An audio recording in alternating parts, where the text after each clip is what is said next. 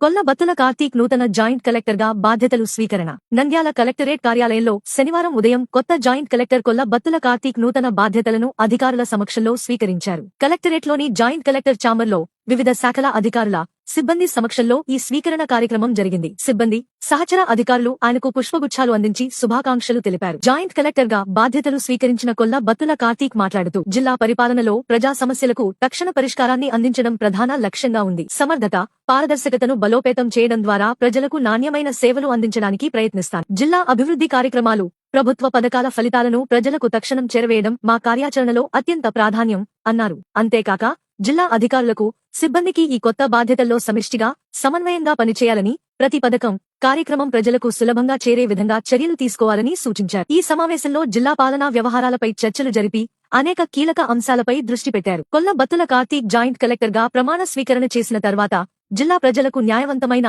సమర్థమైన, పారదర్శక సేవలను అందించడం కోసం సకాలంలో చర్యలు చేపడతారు అని స్థానికులు ఆశాభావం వ్యక్తం చేశారు.